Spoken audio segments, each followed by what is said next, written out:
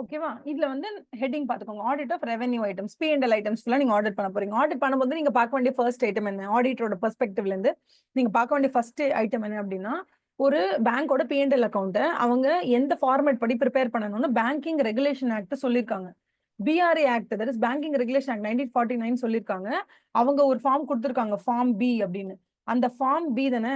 Wait second, வந்து check பண்ணிக்கிறேன். Form B. So form B கொடுத்துருக்காங்க ஆஃப் த தேர்ட் ஷெட்யூல்னு. அப்ப அந்த ஃபார்மேட் படி தான் இவங்க P&L ப்ரிப்பேர் பண்ணிருக்காங்கன்னு பாத்துக்கோங்க. ஓகேவா?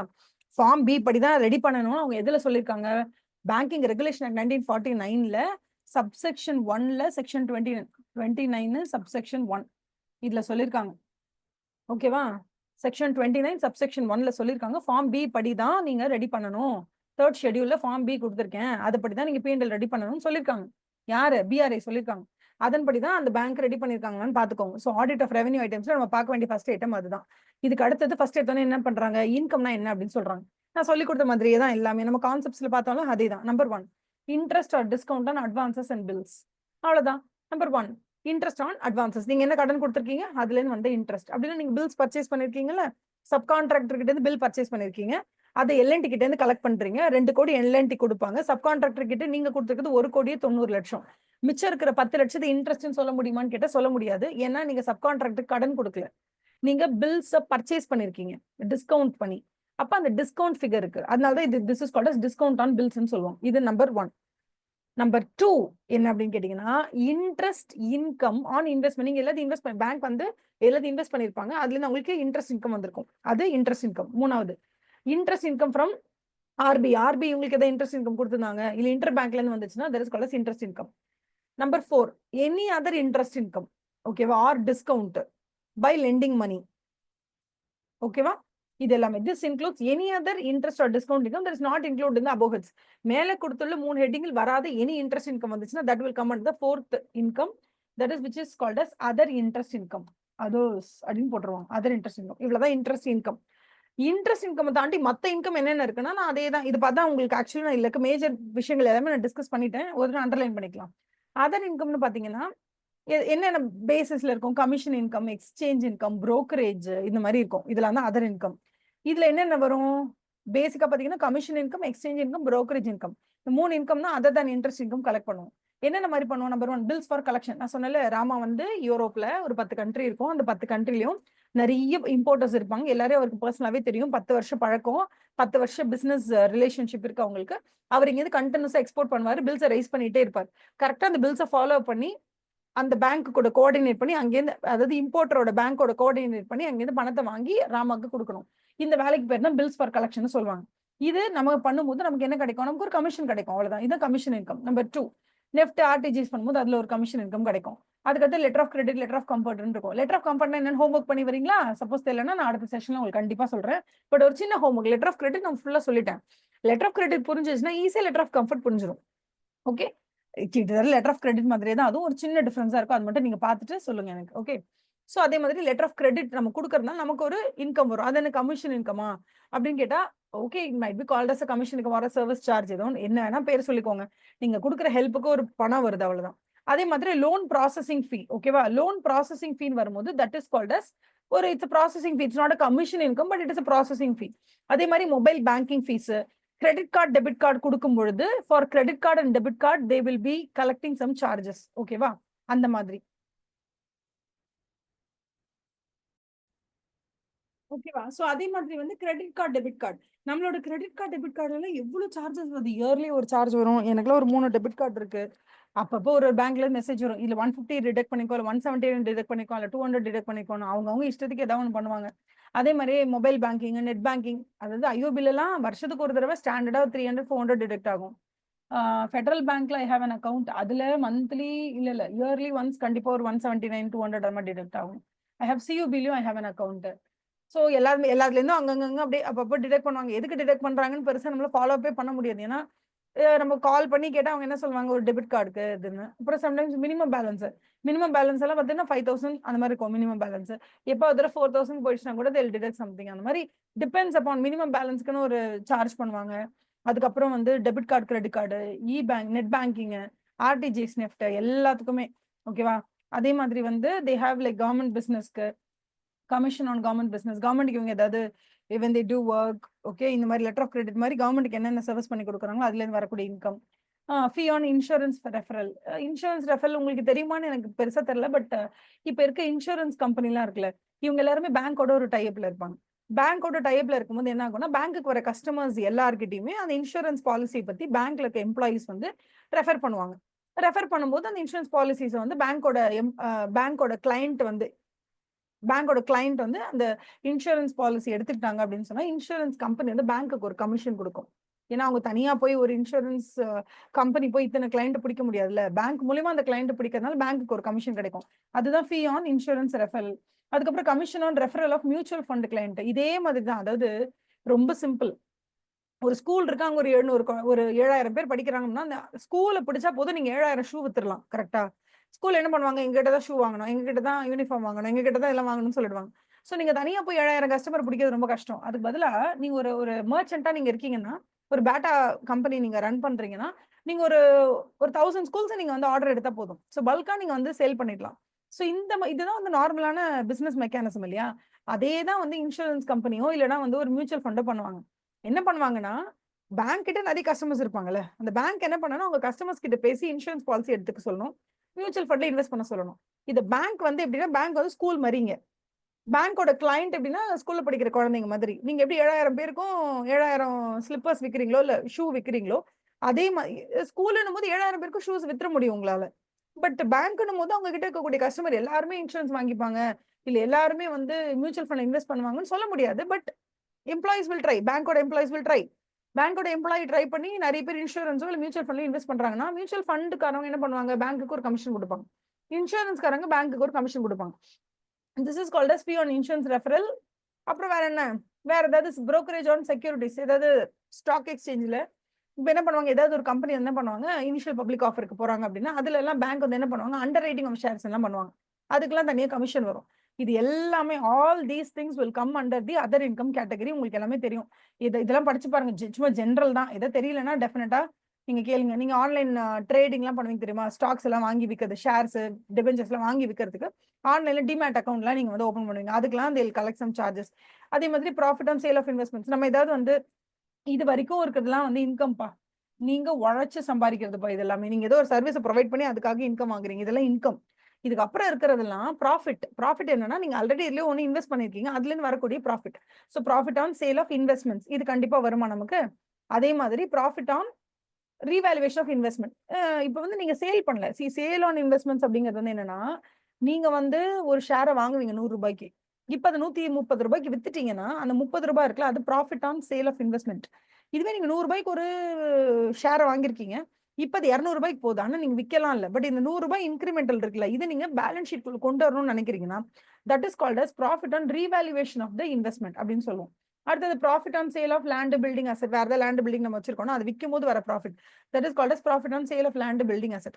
லேண்ட் பில்டிங் நான் விற்கலாம் இல்லப்பா, ஆனா நான் லேண்டை வாங்கி அதுவாவது 30 வருஷம் ஆகுது, இன்னமும் 100 ரூபாய்க்கு போட்டுட்டு இருக்க முடியும். இல்ல 1000 ரூபாய்க்கு வாங்கின லேண்டு 30 வருஷம் முன்னாடி, அதோட வேல்யூ இன்னைக்கு 10 லட்சம் ரூபாய் போகுது, நான் ஏன் இன்னும் 1000 ரூபான்னு போட வைக்கணும், நான் அதை 10 லட்சம் ரூபான்னு போட போறேன் என்னோட பேலன்ஸ் ஷீட்ல, நான் போடக்கூடாதா? நீ போடலாம் தாராளமா. அந்த போடுறதுக்கு பேர் என்ன, ரீவேல்யூவேஷன் ஆஃப் அசெட். அப்ப profit or loss and revaluation of fixed assets, இந்த ப்ராஃபிட்டும் இருக்கும். ஸோ இதெல்லாமே நீங்க P&L குள்ள தான் கொண்டு வந்தாகணும். அதே மாதிரி profit on exchange transaction, this includes revaluation gains or losses on forward exchange contracts. இந்த ஃபார்வர்ட் எக்ஸ்சேஞ்ச் கான்ட்ராக்ட்ஸ் இது எல்லாத்தையுமே நீங்க என்ன பண்ணுவீங்கன்னா ஃபினான்ஷியல் மேனேஜ்மெண்ட்ல படிப்பீங்க, அதோட இதை ரிலேட் பண்ணிக்கோங்க. பிகாஸ் இதை நான் தனியா சொல்லி கொடுக்கணும்னா இதுக்கே ஒரு ½ an hour ஆகும். ஓகேவா? FM கிளாஸ்ல they'll teach you about forward exchange கான்ட்ராக்ட்ஸ்னா என்ன, டெரிவேட்டிவ் கான்ட்ராக்ட்ஸ்னா என்ன, அதுல வரும். அதை வந்து பேங்க் செய்வாங்க. ஓகேவா? Bank will do that service. அப்படி பண்ணும்போது அவங்க என்ன பண்ணுவாங்கன்னா ஆப்ஷன்ஸ் ஸ்வாப் பண்ணுவாங்க, options put option call option நிறைய வரும். இது எல்லாமே வந்து ஒரு பேங்க் வந்து ஒரு மீடியேட்டரா வந்து பண்ணுவாங்க. இது பண்றதுக்கு they'll charge some premium. ஓகேவா? அந்த பிரீமியம் வந்து இஸ் an இன்கம், நமக்கு ஒரு இன்கம் தான். அந்த பிரீமியம்ல அது எப்படி சொல்றது உங்களுக்கு எக்ஸாக்டா இந்த ஃபுல்லா சொன்னா தானே புரியும். இதை மட்டும் ஹோல்ட் பண்ணி வைங்களேன், படிச்சு பாருங்க, புரிஞ்சா பாருங்க, இல்லைன்னா இது தனியா ஒரு வீடியோவா யூடியூப்ல நான் போட்டு எக்ஸ்பிளைன் பண்றேன், அதுல பாத்துக்கோங்க. ஓகேவா? ஏன்னா அது ஒரு பெரிய கான்செப்ட். ஒரு புட் ஆப்ஷனா என்ன, கால் ஆப்ஷனா என்ன அப்படின்றது இருக்கும். அதுல எல்லாரும் பிரீமியம் கட்டுவாங்க. அப்ப at end of the day premium எல்லாம் நான் ஒருத்தர் 2 ரூபாய் பே பண்ணாங்கன்னா 1000 பேர் 2 ரூபா வந்து நான் கையில கலெக்ட் பண்ணி வச்சுப்பேன். 30 நாள் கழிச்சு வேணுங்கிறவங்க அதை எக்ஸசைஸ் பண்ணுவாங்க, வேணாங்கிறவங்க விட்டுருவாங்க. வேணுன்றவங்க எக்ஸசைஸ் பண்றாங்க, அவங்களுக்கு நம்ம பேமெண்ட்லாம் பண்ணி முடிச்சது போக மிச்சம் எவ்வளவு இருக்கோ நமக்கு ப்ராஃபிட். அந்த மாதிரி வரும். ஒரு கான்செப்ட் இருக்கு, அந்த டீச் யூ செப்பரேட்லி. ஏன்னா இதுல கொண்டு வந்து அதுல திணிச்சோம்னா ஜென்ரலா பேங்க் ஆடிட்டுங்கிற அந்த கிராண்ட் ஸ்கீம் ஆஃப் திங்ஸ்ல நம்ம கொண்டு போய் டெரிவேட்டிவ்ஸ்ல போய் ரொம்ப கான்சென்ட்ரேட் பண்ற மாதிரி ஆயிடும். ஓகேவா? அடுத்தது இவங்க வேற எதுல இன்வெஸ்ட் பண்ணிருக்காங்க, ஷேர்ஸ்ல இன்வெஸ்ட் பண்ணிருக்காங்க, ஷேர்ல இருந்து டிவிடெண்ட் இன்கம் வருதுன்னா அதை கொண்டு போய் இன்ட்ரெஸ்ட் இன்கம் காமிக்க முடியாது, அதர் இன்கம்ல வரணும். அது அதர் இன்கம் கூட it's called as income earned by way of dividend etc from subsidiaries and joint ventures. இப்போ நீங்க எதுல இன்வெஸ்ட் பண்ணிருக்கீங்க அப்படின்னா அதுல இருந்து வரது வந்து அதர் இன்கம்ல வந்துடும். ஃபார் எக்ஸாம்பிள் நீங்க வந்து ஒரு கம்பெனில ஒரு 500 ஷேர் வாங்கியிருக்கீங்க, அவங்க டிவிடெண்ட் அனௌன்ஸ் பண்ணிருக்காங்க, அது வந்து உங்களுக்கு வருதுன்னா that is called as other இன்கம்ல வந்துடும். சப்போஸ் நீங்க இன்வெஸ்ட் பண்ற கம்பெனி உங்களுக்கு சப்சிடரி ஆயிடுச்சுன்னு வச்சுக்கோங்களேன், அப்ப அது வந்து என்ன ஆயிடும்னா அது உங்களோட கம்பெனி மாதிரி ஆயிடும். கரெக்டா? நீங்க ஹோல்ட் பண்ற ஒரு கம்பெனி மாதிரி ஆயிடும். அதுல இருந்து வரதெல்லாம் உங்களுக்கு இன்கம் கிடையாது, அதெல்லாம் உங்களுக்கு ப்ராஃபிட் மாதிரி. எப்படி சொல்றதுன்னா, இப்ப நம்ம கம்பெனில டோட்டல் இன்கம் கலெக்ட் ஆயிருக்கும், டோட்டல் எக்ஸ்பென்சஸ் இருக்கும், இன்கம் மைனஸ் எக்ஸ்பென்ஸ் எப்படி ப்ராஃபிட் நம்ம கன்சிடர் பண்றோமோ அதே மாதிரி நம்ம எந்த சப்சிடரியில இன்வெஸ்ட் பண்ணிருக்கோமோ நம்மளோட சப்சிடரியோட டிவிடெண்ட் நமக்கு வருதுன்னு சொன்னா that is called as profit for us. அது ஜென்ரலா வந்து நம்மளோட சப்சிடரிங்கிறதுனால அவங்க நமக்கு கொடுக்குற டிவிடெண்டோ இல்ல புக்ஸ்ல இருக்கக்கூடிய ப்ராஃபிட்டோ நமக்கு என்னன்னு பேருனா it's called as income. That is என்ன சொல்றது, income earned by way of dividend. இது எல்லாமே என்ன வரும், ப்ராஃபிட்னு ஆயிடும். ப்ராஃபிட் மாதிரி ஒரு கணக்காயிடும். அது வந்து நம்ம கொண்டு போய் இன்ட்ரெஸ்ட் இன்கம்லயோ இல்ல அதர் இன்கம்லயோ நம்ம போடாம நம்ம என்ன பண்ணணும், அழகா அதை ஒரு ப்ராஃபிட்டா கன்சிடர் பண்ணிக்கலாம். இதை தவிர வேற ஏதாவது வந்துச்சுன்னா தட் இஸ் கால்ட் அஸ், இதுல எதுலயுமே இந்த எந்த ஹெட்டிங்லயுமே இல்லாம புதுவிதமா ஒரு இன்கம் நமக்கு வருதுன்னா that is called as miscellaneous income. For example bank வந்து இ பேங்கிங் இருக்கு, அந்த இ பேங்கிங் வெப்சைட்க்கு நான் போறேன், ஒரு மொபைல் பேங்கிங் நெட் பேங்கிங் எதுக்கோ போறேன், அந்த ஒரு சின்னதா ஏதோ ஒரு ஆட் வருது, ஆட் வந்து ரிலேட்டட் டு மிந்த்ரா ரிலேட்டடாவோ இல்லைன்னா வந்து ரிலையன்ஸ் ரிலேட்டடோ ஏதோ ஒரு ஆட் வருது. அந்த ஆடை வந்து நம்மளோட நெட் பேங்கிங் பேஜ்ல போடுறதுக்காக உங்க பேங்க்குக்கு ஒரு இன்கம் வருதுன்னு வச்சுக்கோங்களேன், that income will also come under miscellaneous income தான். ஓகேவா? Using the space in the mobile banking page, அதுல சின்னதா ஒரு ஸ்பேஸ் இருந்துச்சு, ஒரு ஆடு கொடுத்தா அதுல எனக்கு ஒரு இன்கம் வந்தது, that will come under miscellaneous income. அது மாதிரி. ஓகேவா? இப்போ when it comes to ஆடிட்டரோட அப்ரோச், நம்ம என்ன அப்ரோச் பண்ணணும் அப்படின்னு கேட்டா ஜென்ரலாவே ஒரு ஆடிட்டரோட கன்சர்னை பொறுத்த வரைக்கும் ஓகேவா, in carrying out audit of income பண்ணும்போது the auditor is primarily concerned with what we have to obtain reasonable assurance. எதை பத்தி? that the recorded incomeலாம் உண்மையா நடந்துச்சா அதை பாருங்க. Number 2, did it really happen in the relevant period அப்படின்னு பாருங்க. Number 3, இது பேங்க்குக்கு சொந்தமான டிரான்சாக்ஷன்ஸ் தானா அப்படின்னு பாருங்க. அப்புறம் ஏதாவது டிரான்சாக்ஷன் விட்டு போயிருக்கான்னு பாருங்க. Is there any unrecorded income அப்படின்னு பாருங்க. அண்ட் தென் கரெக்டான அமௌண்ட்டுக்கு அதை ரெக்கார்ட் பண்ணிருக்காங்கன்னு பாருங்க. இதெல்லாம் தான் உங்களோட கன்சர்ன். ஆஸ் அன் ஆடிட்டர் உங்களோட கன்சர்ன் இதுதான் நம்மளோட கன்சர்ன். நம்பர் 2, ஒரு பேங்க் வந்து one second just give me a minute. Okay. So அதே மாதிரி ஒரு பேங்க்குக்குமே ரிசர்வ் பேங்க் ஆஃப் இந்தியா தான் வந்து ஒரு காட் ஃபாதர் மாதிரி. அவர் சொன்னா எல்லாத்தையும் கேட்கணும், நம்ம கேட்காமலாம் இருக்க முடியாது. அதனால ரிசர்வ் பேங்க் ஆஃப் இந்தியா என்ன சொல்லிடுவாங்கன்னா, என்ன சொல்லியிருக்காங்கன்னா, total income of a bank இருக்கும்ல, ஒரு பேங்க்குன்னு ஒரு டோட்டல் இன்கம் இருக்கும். அது கிராஸ் டோட்டல் இன்கமா இருக்கலாம், இல்ல நெட் டோட்டல் இன்கமா இருக்கலாம், ஏதோ ஒரு இன்கமா இருக்கலாம். அந்த இன்கம் கன்சிடர் பண்ணும் பொழுது டோட்டல் இன்கம் 100 ரூபாய் இருக்குன்னு வச்சுக்கோங்களேன். இப்ப ஏதோ ஒரு பர்டிகுலர் இன்கம் நமக்கு வந்து நிறைய இன்கம் நம்ம கலெக்ட் பண்ணுவோம்ல, அதுல நமக்கு கலெக்ட் பண்ற ஒரு இன்கம் வந்து 1% மேல இருக்கு. எதுல 1% மேல இருக்கு? கிராஸ் டோட்டல் இன்கம்ல 1% மேல இருக்கு அப்படின்னு சொன்னா அந்த இன்கம் நீங்க என்ன பண்ணணும், அக்ரூவல் மோட்ல தான் கன்சிடர் பண்ணுமே தவிர அது வரும்போது பாத்துக்கலாம், அதான் இன்னும் வரலையே கலெக்ட் ஆகும்போது பாத்துக்கலாம், அப்படிலாம் பார்க்க கூடாது. எப்போதுமே நீங்க என்ன பண்ணணும், டோட்டல் இன்கம் 100 ரூபாய் இருக்கு அப்படின்னா யார்கிட்ட இருந்து ஒரு இடத்துல வந்து நீங்க 2 ரூபாய் வாங்குறீங்கன்னா தட் இஸ் மோர் than 1%. அப்போ more than 1% of the total income நீங்க கலெக்ட் பண்றீங்கன்னா அது அக்ரூவல் பேசிஸ்ல தான் நீங்க கொண்டு வரணும். இல்லப்பா டோட்டல் இன்கம் அது இருக்கு, ஒரு 100 ரூபாய் இருக்கு, இப்ப நான் கலெக்ட் பண்ண போது சும்மா ஒரு 20 பைசா தான், அது ஒன்றும் 1% கூட இல்ல, ஆனா அது வருமானே தெரியல, அது அப்புறம் தான் வரும், அதனால அது வரும்போது கலெக்ட் பண்ணிக்கிறேன்னு நீங்க லெஸ் than 1% இருந்தால் நீங்க அதை சொல்லலாம். But more than 1% of income நீங்க கலெக்ட் பண்றீங்கன்னு சொன்னா அதை நீங்க டெஃபினட்டா என்ன பண்ணணும், அக்ரூவல் கான்செப்ட்ல தான் கொண்டு வரணும் அப்படின்னு சொல்றாங்க. அதுதான் ஆர்பிஐ டைரக்ஷன்ஸ் பேராகிராஃபோட மீனிங். ஓகேவா? நம்பர் 3, மெட்டீரியாலிட்டி அப்படின்னா என்ன அர்த்தம் அப்படின்னு கேட்டீங்கன்னா, மேலே குறிப்பிடப்பட்டுள்ள 1%க்கு மேல இருந்தா அது மெட்டீரியல், 1%க்கு கீழே இருந்தா அது நான் மெட்டீரியல்னு சொல்லப்படுதான். அப்ப மெட்டீரியாலிட்டி என்ன சொல்றாங்கன்னா, if any item of income is not considered to be material as per the above norms, மேலே கொடுக்கப்பட்டுள்ள விஷயங்களின்படி ஒரு இன்கம் நான் மெட்டீரியல் நீங்க கன்சிடர் பண்ணிட்டீங்க அப்படின்னா அதை நீங்க அக்ரூவல் பேசிஸ்ல கன்சிடர் பண்ண அவசியமே இல்லை. அதை நீங்க எப்ப ரிசீவ் பண்றீங்களோ ஆன் ரெசீட் பேசிஸ் கூட அதை கன்சிடர் பண்ணிக்கலாம். ஓகேவா? அது எப்போ வருதோ அப்ப நீங்க கன்சிடர் பண்ணிக்கோங்க. அது அக்ரூவல் பேசிஸ்ல கன்சிடரே பண்ணலையே அப்படிங்கிறதுனால நம்ம மாடிஃபிகேஷன் ஆஃப் ரிப்போர்ட்லாம் குடுக்க வேண்டாம். இஃப் இட் இஸ் நான் மெட்டீரியல் அது எப்ப கலெக்ட் ஆகுதோ அப்ப நீங்க புக்ஸ்குள்ள கொண்டு வந்துக்கலாம் அப்படின்னு சொல்றாங்க. அதுதான் மெட்டீரியாலிட்டி ஹெட்டிங்கோட அர்த்தம். அடுத்தது ரெவென்யூ சர்டன்டி. ரெவென்யூ சர்டன்டினா என்ன சொல்றாங்கன்னா, ஜென்ரலாவே பேங்க் என்ன பண்ணுவாங்கன்னா, இன்ட்ரெஸ்ட் இன்கம், ஃபீ இன்கம், கமிஷன் இன்கம் இது எல்லாத்தையும் அக்ரூவல் பேசிஸ்ல தான் நம்மளோட கணக்குக்குள்ள கொண்டு வருவாங்க. ஓகேவா? அவங்களோட புக்ஸ் ஆஃப் அக்கவுண்ட்ஸ்குள்ள எல்லாத்தையுமே வந்து என்ன பண்ணுவாங்க, அக்ரூவல் பேசிஸ்ல தான் கொண்டு வருவாங்க. அப்படி கொண்டு வரும்பொழுது, ஒரு பேங்க் எதுல ரொம்ப தீர்க்கமா இருக்கணும்னா, it should not be unreasonable to expect it's ultimate collection. அதாவது இது டெஃபினட்டா கலெக்ட் ஆயிடும் அப்படின்ற நம்பிக்கை இருந்தா மட்டும் தான் அது அக்ரூவல் பேசிஸ்ல நீங்க கொண்டு வரணும். எப்ப உங்களுக்கு when you don't have that reasonable certainty of ultimate collection அல்டிமேட்டா அது கலெக்ட் ஆயிடும்பா அப்படிங்கிற அந்த ஒரு ரீசனபிலிட்டி உங்களுக்கு இல்லைன்னா, அது தயவு செய்து நீங்க என்ன பண்ணாதீங்க, அக்ரூவல் கான்செப்ட்ல கொண்டு வராதீங்க. ஓகேவா? இன் இப்ப மாடர்ன் டே பேங்கிங்ல யாருமே வந்து இந்த மாசத்தோட எண்டுல இன்ட்ரெஸ்ட் அமௌண்ட் என்னன்னு சொல்லி யாரும் மேனுவலா போடுறது இல்ல. எல்லாமே த்ரூ கோர் பேங்கிங் சிஸ்டம்ல வந்துருது. கோர் பேங்கிங்னு ஒரு சிஸ்டம் சாஃப்ட்வேர் இருக்கு. அதிலேயே அவங்க வந்து கரெக்ட்டா frequent இன்டர்வல்ஸ்ல total lend out amount எவ்வளோ, அதுலேருந்து எவ்வளோ இன்ட்ரெஸ்ட் இன்கம் வரணும் அப்படின்றது ஆட்டோமேட்டிக்கா அக்ரூவல் பேசிஸ்ல வந்துருது. எது அக்ரூவல் பேசிஸ்ல நீங்க கன்சிடர் பண்ணக்கூடாதுன்னு நீங்க நினைக்கிறீங்களோ, அத மட்டும் நீங்க ரிமூவ் பண்ணி விட்டா போதும். சோ ஜெனரலாவே எல்லா இன்கம் எதெல்லாம் சர்டன் இன்கம்னு உங்களுக்கு தெரியுதோ, where there is no uncertainty. Revenue uncertain கிடையாது. சர்டனா வரும்னு தெரிஞ்சு அக்ரூவல் பேசிஸ்ல போட்டுருங்க. எங்கெங்கெல்லாம் ரெவென்யூ அன்சர்டன் உங்களுக்கு தோணுதோ, எங்கெங்கெல்லாம் ரெவென்யூ ரொம்ப அன்சர்டன்னு தோணும். அன்சர்டன்டினா என்ன?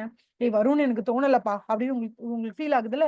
வேர் there is a significant uncertainty இருக்குன்னா, அத தயவு செய்து நீங்க என்ன பண்ணணும், அல்டிமேட் கலெக்ஷன் ஆஃப் இன்கம்னு ஒண்ணு இருக்குல்ல, ultimate collection it's not perfect. Ultimate collection it's not certain. அதுல ஏதோ ஒரு அன்சர்டன்டி இருக்குன்னு உங்களுக்கு ஃபீல் ஆச்சுன்னா, தயவு செய்து அத நீங்க நான் பெர்ஃபார்மிங் அசெட்ன்னு கிளாஸிஃபை பண்ணிட்டு, அத நீங்க என்ன பண்ணக்கூடாது, நீங்க டெஃபினட்டா நீங்க இன்கம்குள்ள கொண்டு வராதீங்க. அத அக்ரூவல் பேசிஸ்ல நீங்க கொண்டு வராதீங்க. Until it is actually realised. நிஜமா அவன் பே பண்ணானா அத கொண்டு வாங்க. இல்லன்னா அக்ரூவல் பேசிஸ்ல கொண்டு வராதீங்க. எப்போ நீங்க ஒரு எப்ப நீங்க ஒருத்தருக்கு கடன் குடுத்திருக்கிறத என்பிஏன்னு கிளாசிஃபை பண்ணிட்டீங்களோ, அதுக்கப்புறம் அதிலிருந்து வரக்கூடிய அக்ரூவல் ஆஃப் இன்ட்ரெஸ்ட் எவ்வளவு அக்ரூ ஆகுதோ, அத தயவு செய்து நீங்க என்ன பண்ணக்கூடாது, உங்களோட புக்ஸ் ஆஃப் அக்கவுண்ட்ல கொண்டு வராதீங்க. அப்படி நீங்க என்பிஏன்னு கன்சிடர் பண்றதுக்கே 12 மாசம் ஆயிடுச்சு. ஃபார் எக்ஸாம்பிள் 4 மாசம் டைம் குடுத்தீங்க, 5 மாசம் டைம் குடுத்தீங்க. அது ஒண்ணும் கட்டுற மாரியே தெரியல. சோ முதல் 3 மாசம் நீங்க வெயிட் பண்ணீங்கல்ல. இது என்பிஏவா கிளாஸிஃபை பண்ணலாமா வேண்டாமா நீங்க வெயிட் பண்ணுவீங்க. எப்பவுமே முதல் 3 மாசமோ, 5 மாசமோ, 6 மாசமோ டிபெண்டிங் அப்பான் கைட்லைன்ஸ். அந்த வெயிட் பண்ண டைமுக்கு நீங்க இன்ட்ரெஸ்ட் கொண்டு போய் என்ன பண்ணியிருப்பீங்க? பி&எல்ல போட்டிருப்பீங்க. இன்கம்னு போட்டிருப்பீங்க. அதுக்கப்புறம் அது என்பிஏவா கிளாஸிஃபை ஆனதுக்கு அப்புறம் தான் நீங்க இன்ட்ரெஸ்ட் அக்ரூவல் பேசிஸ்ல கன்சிடர் பண்ணியிருக்க மாட்டீங்க. பிகாஸ் இது என்பிஏவா மாறிட்டதுனால ஒரு பாயிண்ட்க்கு அப்புறம் அத நீங்க என்னவா பண்ண மாட்டீங்க. You will not consider that as a on accrual basis. But அதுக்கு முன்னாடி ஒரு 5 மாசம் கன்சிடர் பண்ணியிருப்பீங்கல்ல. அக்ரூவல் பேசிஸ்ல. ஆனா அது வந்திருக்காதுல்ல. இப்போ உங்களுக்கு நல்லா தெரியும் இது என்பிஏ இல்லன்னு வராதுன்னு உங்களுக்கு தெரியும். தெரியும் பொழுது ஒரு 5 மாசத்துக்கு மட்டும் நீங்க என்பிஏவா கிளாஸிஃபை பண்றதுக்கு முன்னாடி இருந்த 5 மாசத்துக்கு இன்ட்ரெஸ்ட் அக்ரூவல் பேசிஸ்ல கண்டுபிடிச்சிருப்பீங்கல்ல. கண்டுபிடிச்சு புக்ஸ் ஆஃப் அக்கவுண்ட்ஸ்ல கொண்டு வந்திருப்பீங்கல்ல. அத தயவு செய்து நீங்க என்ன பண்ணணும்? ரிவர்ஸ் பண்ணிடுங்கன்னு சொல்றாங்க. பாருங்களேன் ஒரே ஒரு பேராகிராஃப். ஆனா அந்த ஒரு பேராகிராஃப நம்ம புரிஞ்சுக்கணும்னா அவ்ளோ எக்ஸ்பிளனேஷன் நமக்கு தேவை இருக்கு. இது வந்து ரொம்ப சிம்பிள். ஒரு கவர்ன்மெண்ட் வந்து நமக்கு சொல்றாங்க, "இங்க பாரு விவசாயிங்கலாம் கடன் குடுத்துருக்கியா? அவங்களுக்கு குடுத்த கடன அவங்க பே பண்ணா கூட, நான் அந்த கடன திருப்பி பே பண்றேன்னு" ஒரு கவர்ன்மெண்ட்டே நமக்கு கேரண்டி குடுத்தா கூட, எப்போ இந்த விவசாயியால கட்ட முடியலன்னு உனக்கு அது என்பிஏவா கிளாஸிஃபை பண்றியோ, அந்த நொடியிலிருந்து அவங்க கிட்ட இருந்து கலெக்ட் பண்ண வேண்டிய இன்ட்ரெஸ்ட் இன்கம அக்ரூவல் கான்செப்ட்ல கொண்டு வராத. அவங்க இதுவரைக்கும் பே பண்ணாத ஆனா இன்ட்ரெஸ்ட் அக்ரூவல் பேசிஸ்ல எது இன்ட்ரெஸ்ட் இன்கமா கன்சிடர் பண்ணிருக்கோ எல்லாத்தையும் ரிவர்ஸ் பண்ணுன்னு சொல்றாங்க. Even if the loans are guaranteed by the கவர்மெண்ட்ங்கிறாங்க. இதுதான் ரெவென்யூ அன்சர்டன்டி. புரியுதா? அடுத்தது அட்வான்சஸ் அகைன் செக்யூரிட்டி. சில பேர் என்ன பண்ணுவாங்க தெரியுமா? எல்ஐசி பாண்டு, அப்புறமா நேஷனல் பென்ஷன் ஸ்கீம்ல இன்வெஸ்ட் பண்ண லைக் அதாவது என்னன்னா, நம்ம நிறைய பணத்தை பே பண்ணி ஒரு பாண்டை வாங்கியிருப்போம். அந்த பாண்டை கொண்டு வந்து பேங்க் கிட்ட அடமானம் வச்சு நம்ம அவங்க கிட்ட இருந்து பணம் வாங்கியிருப்போம். இப்ப என்ன ஆயிடும்னா, எல்ஐசி பாண்டோட வேல்யூ கிட்டத்தட்ட 5 லட்சம் ரூபாய் இருக்கும். பேங்க் எனக்கு குடுத்திருக்க லோன் 3 லட்சம் ரூபாய் தான் இருக்கும். நான் அவங்களுக்கு மொத்தமாவே பே பண்ண வேண்டிய இன்ட்ரெஸ்ட் அமௌண்டே ஒரு 1 லட்சம் ரூபாய் தான் இருக்குன்னு வச்சுக்கோங்களேன். அந்த மாரி சூழ்நிலையில சப்போஸ் நான் அவங்களுக்கு ரிட்டர்ன் பே பண்ணவே இல்லன்னா கூட, இன்ட்ரெஸ்ட்டே நான் பே பண்ணலன்னா கூட, அவங்க ஸ்டில் அக்ரூவல் கான்செப்ட்ல என்கிட்ட இருந்து வர வேண்டிய இன்கம அக்ரூவல் கான்செப்ட்ல பேங்க் வந்து அவங்களோட புக்ஸ் ஆஃப் அக்கவுண்ட்ஸ்ல கன்சிடர் பண்ணலாம். ஏன் பண்ணலாம்னா, ஏன்னா பேங்கால என்னுடைய எல்ஐசி சர்டிபிகேட்டை வச்சு டெஃபினட்டா அவங்களால என்கிட்ட இருந்து கலெக்ட் ஆக வேண்டிய அந்த இன்கம் கலெக்ட் பண்ணிக்க முடியும். பிகாஸ் நான் வாங்கின கடன் 3 லட்சம் ரூபாய், பேலன்ஸ்னா 2 லட்சம் ரூபாய் மார்ஜின் அமௌண்ட் இருக்கு. அந்த 2 லட்சம் ரூபாயில நான் மொத்தமாவே பே பண்ண வேண்டிய இன்ட்ரெஸ்ட் அமௌண்ட்டே 1.25 லட்சம் தான். அது போகுமா அவன்கிட்ட 25,000 ரூபாய் இருக்கும். அப்படின்னும் போது நான் பர்ஃபார்மிங் அசெட்டா மாறினாலுமே கூட போதுமான அளவு மார்ஜின் இருக்கும் பொழுது ஒரு பேங்க் ஒரு எல்ஐசி சர்டிபிகேட்டை வச்சு லோன் வாங்கி இருக்கக்கூடிய நபரை என்பிஏவாக கன்சிடர் செய்தாலுமே கூட இன்ட்ரெஸ்ட் அக்ரூவல் பேசிஸ்ல கன்சிடர் பண்ணலாம், ப்ரொவைடட் அங்க அடிக்வேட் மார்ஜின் இருந்தால். அடிக்வேட் மார்ஜின் என்ன, 3 லட்சம் ரூபாய் கடன் வாங்கியிருக்கேன், மிச்சம் 2 லட்சம் ரூபாய் அமௌண்ட் அவன்கிட்ட இருக்கு அப்படின்னும் போது அந்த 2 லட்சம் ரூபாய்க்குள்ள என்னுடைய டோட்டல் இன்ட்ரெஸ்ட் முடிஞ்சிடும் அப்படின்னு சொன்னா தாராளமா அதை கன்சிடர் பண்ணலாம்னு சொல்றாங்க. அதே மாதிரி பர்ச்சேஸ் ஆஃப் பில்ஸ் என்ன உங்களுக்கு சொல்லிருக்கேன், வாட் இஸ் பில்ஸ் பர்ச்சேஸ்ட், அந்த L&T example. Post dated cheque L&T கொடுப்பாங்க சப்கான்ட்ராக்டருக்கு, சப்கான்ட்ராக்ட் வந்து நம்ம கிட்ட கொடுப்பாரு, அதுதான் bills purchased. Bills for collection உங்களுக்கு ஃபுல்லா எக்ஸ்பிளைன் பண்ணிருக்கேன். பில்ஸ் ஃபார் கலெக்ஷன் என்னது, ராமா sells to Europe, யூரோப்ல இருக்கக்கூடிய importers, Rama will give me standing instructions to collect the bills from the importers. நான் importers ஃபாலோ பண்ணி பில்ஸை கலெக்ட் பண்ணி அமௌண்ட் கலெக்ட் பண்ணி ராமா கிட்ட கொடுத்தேன்னா Rama will give me commission. That is called as bills of collection. அதே மாதிரி ரீநெகோசியேஷன் என்ன அப்படின்னா, அவுட்ஸ்டாண்டிங் டெட்ஸ் ஆல்ரெடி இருக்கும், எஜுகேஷன் லோன்லாம் இருக்கும்பா. அந்த எஜுகேஷன் லோன் என்ன வரும் அப்படின்னா, யாராவது ஒருத்தர் 2 லோன் வாங்கியிருப்பாங்க 10 லட்சம் ரூபாய்க்கு, ஒரு இன்ஜினியரிங் படிக்கணும் சொல்லி வாங்கியிருப்பாங்க, வாங்கிட்டு கட்டவே மாட்டாங்க. கடைசியில நான் கூப்பிடுவேன், டேய் நீ 10 லட்சம் ரூபா கட்டலாம் கூட பரவாயில்ல, தயவு செஞ்சு ஒரு 4 லட்சம் கட்டி தொலை. இல்ல சம்டைம்ஸ் என்ன ஆகும்னா, நீ 10 lakhs லோன் வாங்கியிருக்க, அதுல இன்ட்ரெஸ்ட் மணி மட்டுமே 4 lakhs சேர்ந்துருக்கு, 14 lakhs நீ பே பண்ணணும், இன்ட்ரெஸ்ட் கூட பே பண்ண வேண்டாம், தயவு செஞ்சு பிரின்சிபல் பே பண்ணு, 10 lakhs பே பண்ணுன்னு கேட்பாங்க. அந்த மாதிரி நெகோஷியேட் பண்ணுவாங்க, நெகோஷியேட் பண்ணிட்டே இருப்பாங்க. அதுதான் அதுக்கு பேர் renegotiation or rescheduling of outstanding debt. ஓகேவா? So fees and commissions earned by the bank as a result of renegotiating or rescheduling of outstanding debt should be recognized on accrual basis over a period of time covered by the renegotiated or rescheduled extension of credit. Test check the interest earned by bank for the sample selected. Test check the fee and commissions earned by the bank made for commission bills of collection, blah blah blah. இது தனி test check தனியா பண்ணணும். ரீநெகோசியேஷன் புரியுதுல, ஒரு student நம்மகிட்ட student loan வாங்கியிருக்காரு, 10 lakhs வாங்கினாரு, 4 lakh இன்ட்ரெஸ்டோட பே பண்ண, அவர் பே பண்ணல. அவர்கிட்ட நான் சொல்றேன், சரி ஓகே உன்னால இமீடியட்டா பே பண்ண முடியலன்னா பரவாயில்ல, நீ இந்த 4 lakhs கூட பே பண்ணுவானா, மிச்சம் 10 lakhs மட்டும் ஒன் ஸ்ட்ரெச்சா பே பண்ணுன்னு சொல்லுவாங்க. அப்பயும் அவங்க பே பண்ணலாம்னு வச்சுக்கோங்களேன். சரி இந்த 10 lakhs நீ மந்த்லி வந்து ஒரு 30,000 கூட நீ பே பண்ணிடு ஒரு பீரியட் ஆஃப் 5 years நான் கேட்பேன். அவங்க ஓகேன்னு அக்செப்ட் பண்ணிட்டாங்கன்னா, ஓகேவா, அவங்க ஓகே அக்செப்ட் பண்ணிட்டாங்கன்னா இந்த ரீநெகோஷியேட் பண்றேன்ல, இதுக்கே நான் ஒரு சார்ஜ் போடுவேன். அந்த சார்ஜ் வந்து ஃபார் எக்ஸாம்பிள் 30,000 வச்சுக்கோங்களேன். இந்த 30,000 நான் கலெக்ட் பண்ண போற 10 லட்சத்தோட சேர்த்து அந்த 30,000 போட்டு ஓவர் பீரியட் ஆஃப் இஎம்ஐ நான் போடும்போது அவங்க எனக்கு அதை பே பண்ணுவாங்க.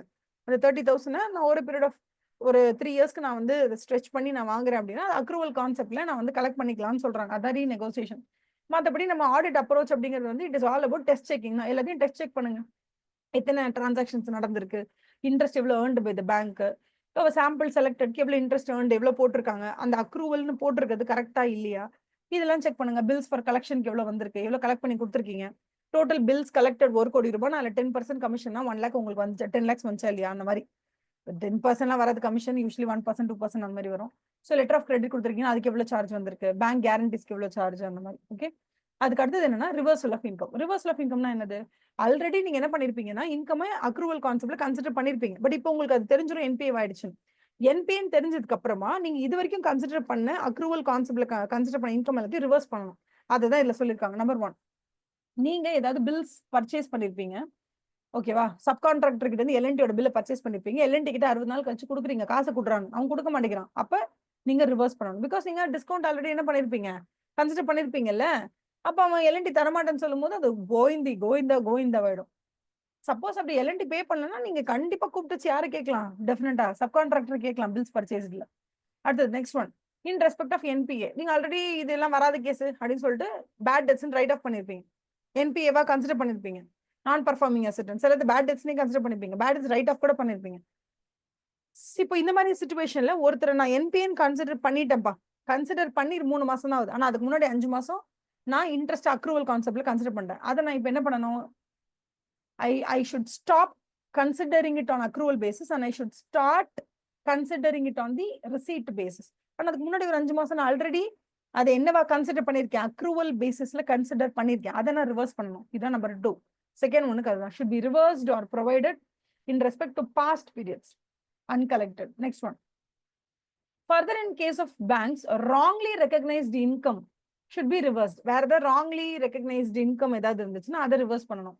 அது டெஃபினட்டா we can do it, no problem. அதே மாதிரி நெக்ஸ்ட் ஒன் வந்து சில பேர் என்ன பண்ணுவாங்கன்னா, லார்ஜ் டெபிட்ஸ் நடந்திருக்கும், இன்ட்ரெஸ்ட் இன்கம் அக்கௌண்ட்ல இருந்து லார்ஜ் டெபிட்ஸ் நடந்திருக்கும், that have not been explained. It should be inquired whether there are any communication from borrowers pointing out differences in interest charge and whether appropriate action has been taken in this regard. Furthermore, the auditor should inquire. இந்த mark பண்ணிக்கோங்க, ஓகேவா? If there are any large debits in the interest income account. சில நேரம் என்ன பண்ணுவாங்கன்னா, interest income consider பண்ணிடுவோம்ப்பா, 100 ரூபாய் அவங்க கொடுக்கணும்னா 100 ரூபாய் வரணும்னு எழுதிடுவோம். இனிமேல 100 ரூபாய் வராதுன்னா அங்க இடத்துல என்ன பண்ணிடுவோம், போயிட்டு இன்ட்ரெஸ்ட் இன்கம்னா எப்பவுமே நம்ம இன்கம் என்ன பண்ணுவோம், கிரெடிட்ல தான் போடுவோம்ல, வராதுன்னா அது போய் டெபிட் பண்ணிடுவோம். சில நேரங்கள்ல பாரோவர் பணத்தை கொடுத்துருப்பாரு, ஆனா நம்ம என்ன பண்ணுவோம்னா, ஐயோ அந்த பணம் வரலன்னு சொல்லி மறுபடியும் இன்ட்ரெஸ்ட் இன்கம் அக்கௌண்ட்ல இருந்து அதை டெபிட் பண்ணி எடுத்து விட்டுருப்போம். அப்ப எந்தெந்த இடத்துல அதிகமா இன்ட்ரெஸ்ட் டெபிட் ஆயிட்டே இருக்கும், நல்லா சொல்றதை நல்லா புரிஞ்சுக்கோங்க. ஒரு பேங்கை பொறுத்த வரைக்கும் நம்ம ஒருத்தர் கடன் கொடுத்துருக்கோம், அவங்க கிட்ட நமக்கு பணம் வர்றது நமக்கு இன்கம்.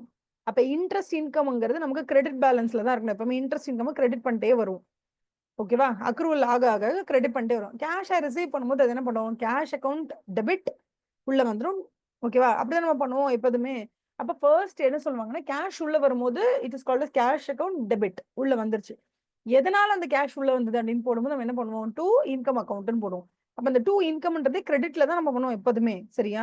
அப்படி நம்ம பண்ணும் பொழுது எப்போதுமே இன்ட்ரெஸ்ட் இன்கம் அப்படிங்கிறது அக்ரூவல் கான்செப்ட்ல நம்ம என்ன பண்ணுவோம், கேஷ் உள்ள வந்தாலும் வரலனாலும் நமக்கு வர வேண்டிய பணம்னு சொல்லி உள்ள என்ன பண்ணுவோம், அக்ரூவல்ல போட்டுட்டே இருப்போம். பிஎன்எல்ல போட்டுட்டு டைரக்டா பிஎன்எல்ல கொண்டு வந்து என்ன பண்ணுவோம், போட்டுட்டே இருப்போம். சில நேரங்கள்ல சொல்ல முடியாத அளவுக்கு அதிகமான அமௌண்ட்டை ஒரு இன்ட்ரெஸ்ட் இன்கம்ல ஆட் பண்ணாலும் சரி, இல்ல சொல்ல முடியாத அளவுக்கு பெரிய அமௌண்ட், சொல்ல முடியாத அளவுக்கு மீன்ஸ் ரொம்ப பிக் அமௌண்ட்டை ஒரு இன்ட்ரெஸ்ட் இன்கம்ல இருந்து வெளியில டிடெக்ட் பண்ணாலும் சரி, large amount of debit or credit இருக்கும் பொழுது இது எதனால வந்துச்சு, ஏன் வந்துச்சுன்ற எக்ஸ்பிளனேஷன் நம்ம பேங்க் கிட்ட கேட்கணும்ன்றாங்க. இதுதான் மெயின். அதே மாதிரி லீஸ்ட் அசெட் அப்படின்னா என்ன அர்த்தம் அப்படின்னா, இந்த இடத்துல பாருங்க,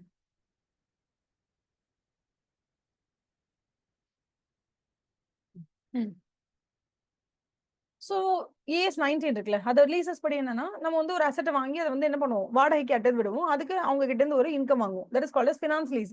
ஸோ அதுல வந்து உங்களுக்கு என்ன ஒரு இன்கம் வரும். அந்த இன்கம் வந்து நீங்க இத்தனை நாள் வரைக்கும் கன்சிடர் பண்ணிட்டே வந்தீங்க, திடீர்னு உங்களுக்கு என்ன தோணிடுச்சு, ஓகே இந்த லீஸ்க்கு எடுத்தாங்க இல்லையா, நம்ம லெஸ்ஸி. ஸோ லெஸ்ஸி என்ன பண்றா, நம்ம காசு தரமாட்டான்னு உங்களுக்கு தெரிஞ்சோன்னா அது என்பிஏ ஆயிடும். என்பிஏ ஆனதுக்கு அப்புறமா அதை நீங்க அக்ரூவல் கான்செப்ட்ல கொண்டு வர முடியாது. அதுக்கு முன்னாடி வரைக்கும் நீங்க அக்ரூவல் கான்செப்ட்ல என்ன செஞ்சு எடுத்துட்டு வந்தீங்களோ அது எல்லாத்தையும் ரிவர்ஸ் பண்ணும், should be reversed. அவ்வளவுதான். அதே மாதிரி டேக் அவுட் ஃபினான்ஸ் பொறுத்த வரைக்கும் என்ன ஆயிடுது, ஆல்ரெடி அவன் நம்மகிட்ட ஒரு 10 லட்சம் ரூபாய் எஜுகேஷன் லோன் வாங்கியிருக்கான், நம்மகிட்ட அவன் பே பண்ணவே இல்லை, ஒண்ணுமே பே பண்ணல. இதுக்கப்புறம் என்ன பண்ணா, நான் ஒரு 4 லட்சம் ரூபாய் தான் சார் பே பண்ணுவேன் அப்படின்னு சொல்லுங்க, 6 லட்சம் ரூபாய் போயிடுச்சு, அவ்வளவுதான். ஸோ அந்த 6 lakhs போயிடுச்சு அப்படின்னா அது ரிலேட்டடா இருக்கிற இன்ட்ரெஸ்ட் இன்கம் எல்லாத்தையும் ரிவர்ஸ் பண்ணிடுங்க. இந்த 4 lakhs மட்டும் தான் அவன் ஏத்துக்கிட்டான் அப்படின்னு சொன்னா அந்த 4 lakhsக்கான இன்ட்ரெஸ்ட் இன்கம் மட்டும் சார்ஜ் பண்ணுங்க. அதுவும் அந்த 4 lakhs அவன் இன்ட்ரெஸ்ட் பே பண்றானா இல்லையா, எதுக்கு அவன் ஒத்துக்கிட்டான், என்ன மாதிரி நீங்க ரீநெகோஷியேட் பண்ணி டீல் பண்ணீங்கன்றதை எடுத்துக்கோங்க. எடுத்துட்டு இந்த 4 lakhs பே பண்ணி இன்னும் 5 வருஷம் டைம் கொடுங்க. அந்த over the period of next 5 years அவன் பே பண்ணுவான்னு உங்களுக்கு தோணுச்சுன்னா அந்த அக்ரூவல்ல கன்சிடர் பண்ணுங்க. இல்லைன்னா நீங்க அதை என்ன பண்ணுங்க, you have to already consider பண்ணது ரிவர்ஸ் பண்ணுங்கன்றாங்க. இது எல்லாமே ஒரே கான்செப்ட் தான். நீங்க கன்சிடர் பண்ணும் போது சர்டனா இருந்தா மட்டும் அது அக்ரூவல் பேசிஸ்ல கொண்டு வாங்க. அன்சர்டன் ஆயிடுச்சுன்னா என்பிஏவா மாத்திருங்க. அன்சர்டனா தோணும் போது ஜூன் அப்ப நீங்க வந்து என்ன பண்றீங்க, அந்த என்பிஏவை கன்சிடர் பண்றீங்கன்னா ஏப்ரல் மே ஜூனுக்கு நீங்க ஆல்ரெடி கன்சிடர் பண்ணிருப்பீங்கல்ல ஆல்ரெடி இன்கம், அதை என்ன பண்ணுங்க, ரிவர்ஸ் பண்ணுங்கன்றாங்க. இதே தான் ரிப்பீட்டடா எல்லாத்துலயும் வந்துட்டே இருக்கும், வேற எதுவுமே கிடையாது. டேக் அவுட் ஃபினான்ஸ் இதான் சொல்ல, what is take out loan? Take out லோன்னா ஆல்ரெடி இருக்கக்கூடிய கடன் அடக்கி இன்னொரு லோன் எடுத்து அதை அடைச்சிட்டு இது இன்னும் அடுத்த 10 வருஷம் கட்டுறது, அதுதான் டேக் அவுட் லோன்ஸ். இது எல்லாமே இன்வெஸ்டோபீடியால தான் எடுத்து சொல்லியிருப்பாங்க. நீங்களே பாருங்க, இன்வெஸ்டோபீடியா is a best source for learning finance and all the terms when it comes to செம்ம கான்செப்ஷுவல் கிளாரிட்டி வேணும்னா இன்வெஸ்டோபீடியா தான், கூகுள்ல சர்ச் பண்ணி பாருங்க, இட் வில் கம். அதே மாதிரி பார்ஷியல் ரெக்கவரி, ஒரு என்பிஏ நீங்க இதெல்லாம் வராத கேஸ்பா அப்படின்னு 1 lakh நீங்க என்ன பண்ணீங்க, என்பிஏ கன்சிடர் பண்ணிட்டீங்க, பட் அதுல இருந்து கொஞ்சம் பணம் வந்துருச்சு அப்படின்னு சொன்னா நீங்க என்ன பண்ணணும், டெஃபினட்டா அதை கொண்டு போய் உங்களோட இன்கம்ல போட்டுத்தான் ஆக வேண்டும், ஓகேவா? ஏன்னா நீங்க இது எல்லாமே வந்து இன்ட்ரெஸ்டே வராதுன்னு நினைச்சிட்டு இருந்தீங்க. பார்த்தா திடீர்னு பார்த்தா உங்களுக்கு அந்த லோன்ல இருந்து இன்ட்ரெஸ்ட் இன்கம் வந்துருச்சு அப்படின்னு சொன்னா அதை நீங்க என்ன பண்ணணும், டெஃபினட்டா you have to consider it as an income. ஓகேவா? இதுதான் சொல்றாங்க. உங்களுக்கு எல்லாமே வந்து இன்டேஸ் கூட வராது, நார்மல் அக்கௌண்டிங் ஸ்டாண்டர்ட்ஸ் தான் வரும். ஸோ ப்ராபப்ளி அது உங்களுக்கு ரொம்ப ஈஸியா தான் இருக்கும். இது நான் சொல்றேன், வாட் இஸ் மெமோரண்டம் அக்கௌண்ட். நான் ஃபர்ஸ்ட் செஷன்ல சொல்லி கொடுத்தேன், ஞாபகம் இருக்கா? மெமோரண்டம் அக்கௌண்ட்னா என்ன, ஜென்ரலா எதெல்லாம் என்பிஏவா மாறிடுச்சோ அது அந்த என்பிஏ அக்கௌண்ட்ல இருந்து வர வேண்டிய இன்ட்ரெஸ்ட் நீங்க பிஎன்எல்ல கன்சிடர் பண்ண மாட்டீங்க. ஆனா கன்சிடரே பண்ணாம விட்டுட்டா எவ்வளவு வர வேண்டிய பணம் வராம போச்சுன்னு உங்களுக்கு தெரியாதுங்கிறதுனால மெமோரண்டம் அக்கௌண்ட்னு ஒன்று ஓபன் பண்ணிட்டு அதுல என்பிஏல இருந்து உங்களுக்கு வர வேண்டிய பணம் எவ்வளவோ எல்லாத்தையும் இன்ட்ரெஸ்ட் இன்கமா நீங்க கன்சிடர் பண்ணுவீங்க. இது எதுக்காகனா மேனேஜ்மெண்ட் இன்ஃபர்மேஷனுக்காக இது உங்களுக்கு தேவை. ஏன்னா உங்களுக்கு தெரிஞ்சாதான் டோட்டல் கலெக்டபிள்ஸ் எவ்வளோ, அதுல எவ்வளவு வந்துச்சு எவ்வளவு வரலன்னு உங்களுக்கு தெரியும். ஸோ மேனேஜ்மெண்ட் இன்ஃபர்மேஷனுக்காக you maintain this memorandum account. ஓகேவா? இதுல கண்ட்ரோல் பர்பஸ்க்காக, இன்டர்னல் கண்ட்ரோல் பர்பஸ்க்காக. ஓகேவா? அதுக்கு அடுத்தது வந்து income from investments. As usual income from இன்வெஸ்ட்மெண்ட்ஸ்ன்றது என்னது, நீங்க எதுல இன்வெஸ்ட் பண்ணாலும் அது இன்கம் வரும். ஓகேவா? சில டைம் வந்து நீங்க ஆர்பிஐ கிட்ட கூட கொஞ்சம் பணத்தை கொடுத்து வச்சிருப்பீங்க, அதுல இருந்து உங்களுக்கு கொஞ்சம் இன்கம் வரும். அப்புறம் வேற ஏதாவது இன்வெஸ்ட்மெண்ட்ஸ் இருந்துச்சுன்னா அதை சேல் பண்ணுவீங்க. So profit on sale of investments, profit on revaluation of investments, இது எல்லாமே இன்கம் கீழே வந்துருச்சு. ஸோ ஜென்ரலா இதான் இன்கம். இன்கம் பொறுத்த வரைக்கும் நமக்கு தெரிஞ்சு என்னன்னா சர்டனா அந்த கன்சிடர் பண்ணுங்க, அன்சர்டனா அந்த என்பிஏ வாக்கிடுங்க. என்பிஏ வாக்கிட்டதுக்கு அப்புறம் அதை வந்து அக்ரூவல் பேசிஸ்ல கன்சிடர் பண்ணாதீங்க. என்பிஏ வாக்கினது ஜூன் மாசம் நீங்க என்பிஏ அதை கன்சிடர் பண்ணிருக்கீங்கன்னா ஏப்ரல் மே ஜூனுக்கு நீங்க வந்து ஒரு அக்ரூவல் பேசிஸ்ல இன்ட்ரெஸ்ட் பிஎன்எல் அக்கௌண்ட்டுக்கு கொண்டு போயிருப்பீங்க, அதை வந்து ரிவர்ஸ் பண்ணிடுங்கன்னு சொல்றாங்க. அதுதான் மேஜரா நம்ம பார்த்தா நம்ம பண்ண வேண்டியது. இது தாண்டி எக்ஸ்பென்சஸ், நான் உங்களுக்கு சொன்ன மாதிரி எக்ஸ்பென்சஸ் ரொம்ப மொக்க. ஏன்னா எக்ஸ்பென்சஸை பொறுத்த வரைக்கும் உங்களுக்கு இன்ட்ரெஸ்ட் ஏர்ன் பண்றதுக்கு பல விதங்கள் இருக்குல்ல. அந்த பல விதங்கள் இருந்தாலும் எக்ஸ்பென்சஸ் எல்லாமே நீங்க யார் மூலியமா பண்ணுவீங்க, உங்ககிட்ட ஒர்க் பண்றவங்களுக்கு சம்பளம் கொடுத்து அவங்க கிட்ட எல்லா வேலையும் பாருங்கன்னு சொல்லிடுவீங்க, அவ்வளவுதான். சோ எவ்வளவு வேலையை பார்த்தாலும் சரி, அதாவது வந்து கவர்மெண்ட் பிசினஸ் டிபார்ட்மெண்ட்ல ஒருத்தர் ஒர்க் பண்ணுவாரு, பிரான்ச்ல ஒருத்தர் ஒர்க் பண்ணுவாரு, ஒருத்தர் ஹெச்ஆர்ல ஒர்க் பண்ணுவாரு, யார் ஒர்க் பண்ணாலும் இவங்க எல்லாரும் செய்யற வேலை விதவிதமா இருந்தாலும் இவங்க எல்லாருக்கும் நீங்க கொடுக்கறதுக்கு பேர் சேலரி தானே. சோ இவங்க ஃபார் எக்ஸாம்பிள் ஒருத்தர் வந்து கவர்மெண்ட் பிசினஸ் டிபார்ட்மெண்ட்ல இருக்காரு, அவர் மூலியமா வர இன்கம் வந்து கவர்மெண்ட் பிசினஸ் டிபார்ட்மெண்ட்ல இருந்து வரக்கூடிய இன்கம். ஹெச்ஆர்ல ஒருத்தர் இருக்காங்க, அதே மாதிரி வந்து ஒருத்தர் வந்து லோன் டிபார்ட்மெண்ட்ல இருக்காங்க, ரீட்டைல் லோன் செக்ஷன்ல ஒருத்தவங்க இருக்காங்க, இல்ல நான் வந்து ஃபுல்லாவே வந்து நான் கார்பரேட் லோன்ஸ் கொடுக்க போறேன்னு ஒருத்தவங்க இருக்காங்க. ஒருத்தர் ஒரு வேலை செஞ்சாலும் ஒரு வேலையில இருந்து வரக்கூடிய இன்கம்ன்றது டிஃப்ரெண்ட் பேர் வைப்போம். ஆனா இங்க எல்லாருக்கும் நீங்க செலவு பண்ண போது சேலரி இன்கம், சேலரி அவ்வளவுதானே, முடிஞ்சிருச்சுல. நான் சொல்றது புரியுதான்னு எனக்கு தெரியல. ஒரு 4 பேர் உங்களுக்கு ஒர்க் பண்றாங்க, ஒருத்தர் மாங்காய் விற்கிறான், ஒருத்தர் வந்து ஆப்பிள் விற்கிறான்னு வச்சுக்கோங்களேன், இன்னொருத்தர் வந்து தேங்காய் விற்கிறான், கோகோனட் விற்கிறான், இன்னொருத்தர் வந்து சாக்லேட் விற்கிறான்னு வச்சுக்கோங்களேன். Income from chocolate, income from cocoa powder, income from apple, income from mango, income from orange, டிஃப்ரெண்டா இருக்கும் இன்கம்லாம். ஆனா செலவுன்னு பாத்தீங்கன்னா சேலரி டு தி எம்ப்ளாயிஸ், அவ்வளவுதான். அந்த எம்ப்ளாயி ஆப்பிள் வித்தா என்ன, மேங்கோ வித்தா என்ன, சாக்லேட் வித்தா என்ன, கொக்கோ பவுடர் வித்தா என்ன, கோகோனட் வித்தா என்ன, எல்லாருக்கும் சேலரினா சேலரி தான். பட் இன்கம்ங்கிறது எங்க வந்துச்சுன்னு தெரியணும்ல. அதனால இன்கம் ஃப்ரம் செல்லிங் ஆப்பிள், அதாவது income from bills purchase, income from bills for collection, income from letter of credit, income from debit card, income from credit card, அந்த மாதிரி தனித்தனியே பிரிப்பாங்க. பட் கிரெடிட் கார்டு செக்ஷன்ல நீங்க ஒர்க் பண்ணாலும், டெபிட் கார்டு செக்ஷன்ல work பண்ணாலும், லோன் டிபார்ட்மெண்ட்ல ஒர்க் பண்ணாலும், எந்த டிபார்ட்மெண்ட்ல ஒர்க் பண்ணாலும் உங்களுக்கு கொடுக்குற எக்ஸ்பெண்டிச்சருக்கு பேரு, நாங்க பண்ற செலவுக்கு பேரு என்ன, எக்ஸ்பெண்டிச்சர், சேலரி, அவ்வளவுதான். அதனால உங்களுக்கு வந்து எக்ஸ்பெண்டிச்சர் காலம் பொறுத்த வரைக்கும் பெரிய அளவுல வந்து உங்களுக்கு ஈஸியா இருக்கும். எக்ஸாம்ல கேட்டாங்களோ இது ரொம்ப ஈஸி நமக்கு. இன்கம் தான் ரொம்ப கஷ்டம் நமக்கு படிக்கிறதுக்கு. So interest expense as usual. Interest என்ன, interest on deposits, interest on RBI, interest on inter bank, and other interest, அவ்வளவுதான். இது மூணே தான். Interest on deposits, interest on RBI, interest on inter bank, other interest, இது மட்டும் தான். மற்றபடி வரதும் இன்ட்ரெஸ்ட் எக்ஸ்பென்ஸ்ல வராது. ஆப்ரேட்டிங் எக்ஸ்பென்ஸ்ல என்னது, payment to the employees, payment to and the provisions for employees, rent, tax, lighting, printing, stationery, advertisement, publicity, depreciation on the fixed assets, ஓகேவா, பேங்கோட property, direct board of directors allowances, expenses, ஆடிட்டருக்கு நீங்க கொடுக்குறது legal expense, postage, telegram, telephone, எல்லா கம்பெனிக்கும் என்னென்ன expenses இருக்குமோ அதே மாதிரி இன்சூரன்ஸ், மார்க்கெட்டிங், அதர் எக்ஸ்பென்சஸ், இதுதான் அவங்களுக்கும் எக்ஸ்பென்ஸ் இருக்கே தவிர எக்ஸ்பென்சஸ் பொறுத்த வரைக்கும் ஒரு பெரிய பிரம்மாண்டம்லாம் ஒன்றும் பெருசா இருக்காது. அதே மாதிரி சில எக்ஸ்பெண்டிச்சர் இப்போதைக்கு நீங்க இன்கர் பண்ணல, பட் ஃபியூச்சர்ல வரலான்னு உங்களுக்கு தோணுதா, அதுக்கு எவ்வளவு வரும் கிளாரிட்டியே தெரியலையா, அதுக்குள்ள நீங்க ப்ரொவிஷன்ஸ் கொடுக்கணும். ஏன்னா ஆல்ரெடி இன்கர்டுனா நீங்க எக்ஸ்பெண்டிச்சர் பண்ணலாம், இன்னும் இன்கர் பண்ணல பட் எவ்வளவு பண்ணுவோம்னு உங்களுக்கு தெரியாது அப்படின்னா எக்ஸ்பென்சஸ் எல்லாத்தையும் நீங்க வந்து அக்ரூவல் பேசிஸ்ல கொண்டு வர முடியாது. சரி, அக்ரூவல் பேசிஸ்ல கொண்டு வரதெல்லாம் நீங்க கொண்டு வந்துடலாம், பட் அக்ரூவல கொண்டு வர முடியாது. ஏன்னா எனக்கு அமௌண்ட் எவ்வளவுன்னு தெரியாதுன்னா அதை நீங்க அக்ரூவல கொண்டே வர முடியாது. ஸோ ப்ரொவிஷன்ஸ் அண்ட் கண்டின்ஜென்சிஸை பொறுத்த வரைக்கும் provisions made in respect of NPA, provisions for taxation, diminution the value of investment, provision for contingencies, இது எல்லாமே it might happen or it might not happen. இல்லனா it might happen but amount சரியா தெரியல. இது எல்லாத்துக்கும் நீங்க provisions provide பண்ண போறீங்க. ஸோ ப்ரொவிஷன்ஸ் அப்படிங்கிற வேர்டே உங்களுக்கு எக்ஸ்பென்சஸ்ல மட்டும் தான் வருமே தவிர இன்கம்ல வராது. ஏன்னா இன்கம் வரும், ஆனா எவ்வளவு வரணும்னு தெரியாது. அதான் நான் அது ப்ரொவிஷன் இன்கமா வச்சுக்கிறேன். ப்ரொவிஷன் இன்கம் நீங்க கன்சிடர் பண்ணக்கூடாது, ஏன்னா prudence concept. all the expenses should be considered, but all the income should not be considered. இதெல்லாம் வந்து டவுட்ஃபுல்லான இன்கம் இருக்கா நீங்க கன்சிடர் பண்ண மாட்டீங்க. பட் டவுட்ஃபுல் எக்ஸ்பெண்டிச்சரா இருந்தாலும் நீங்க அதை கன்சிடர் பண்ணுவீங்க. அதனால தான் provisions will come for provisions for expenditure and not for provisions for income. ஓகேவா? அதுக்கப்புறம் ஆடிட் ப்ரொசீஜர் ஃபார் இது எக்ஸ்பெண்டிச்சர் ஆஸ் யூஷுவல். நீங்க பாருங்க interest paid on different types of deposits consider பண்ணிக்கோங்க. ஆவரேஜ் எடுத்துக்கோங்க. டோட்டலா இவங்க எவ்வளவு இன்ட்ரெஸ்ட் பே பண்ணிருக்காங்க டெபாசிட்ஸ்க்கு, ஆர்பிஐக்கு, இன்டர் பேங்க்கு, அதோட ஆவரேஜ் எடுத்துக்கோங்க. அந்த ஆவரேஜ் பர்சன்டேஜ் என்ன வருதோ அதுவும் ஆக்சுவல்ஸும் கரெக்டா இருக்கான்னு பாருங்க. இதை நீங்க பேட்சா ட்ரை பண்ணுங்க. இது சிபிஎஸ்லயே இருக்கு, இந்த சிஸ்டம் கோர் பேங்கிங் சிஸ்டம்ல இருக்கு. பட் நீங்க மேனுவலா நீங்க எதாவது டெஸ்ட் செக் பண்ணணும்னாலும் நீங்க பண்ணிக்கலாம். நம்பர் 2 என்னன்னா வெயிட்டட் ஆவரேஜ் இன்ட்ரெஸ்ட் ரேட் எடுத்துக்கோங்க. எடுத்துட்டு டிஃப்ரெண்ட் டைப்ஸ் ஆஃப் லோன் பிரிங்க. ரீட்டைலுக்கு எவ்வளோ, பேங்கிங்ல அதர் பேங்க்குக்கு எவ்வளோ கொடுத்துருக்கீங்க, ஆர்பிஐக்கு எவ்வளோ, தனித்தனியாக பிரிச்சுட்டு ஒவ்வொரு இதுக்கும் தனித்தனியா இன்ட்ரெஸ்ட் ஆவரேஜ் இன்ட்ரெஸ்ட் எடுத்துக்கிட்டு ஆக்சுவல் எவ்வளோ வந்திருக்கு, கலெக்ட் ஆயிருக்கு, இல்லை பே பண்ணிருக்கு, ஆக்சுவல் இன்ட்ரெஸ்ட் ஆன் டெபாசிட்ஸ் எவ்வளோ பே பண்ணிருக்கீங்கன்றது கிளாரிஃபை பண்ணிக்கோங்க. பிகாஸ் செக்ஷன் பை செக்ஷனை பிரிச்சுட்டு ஒவ்வொரு செக்ஷனுக்கு ஆவரேஜ் எடுத்துட்டு ஆக்சுவல்ஸோட மிஸ் மேட்ச் கம்பேர் பண்ணும்போது you will be able to enquiry into the difference, எவ்வளோ டிஃபரன்ஸ் வந்திருக்குன்னு உங்களால சொல்ல முடியும். அதுதான் ஜென்ரலாவே அதுதான். ஒவ்வொரு ஃபார் எக்ஸாம்பிள் சில நேரத்தில் ஒரு பாரோவர் எத்தனை லோன் வாங்கியிருக்காரு, 5 லோன் வாங்கியிருக்காரு. அந்த 5 லோன்லயும் அவர் கரெக்டா ஒரே மாதிரி மெயின்டைன் பண்றாரா என்ன ஏதுன்றதையும் நம்ம வந்து பார்ப்போம்.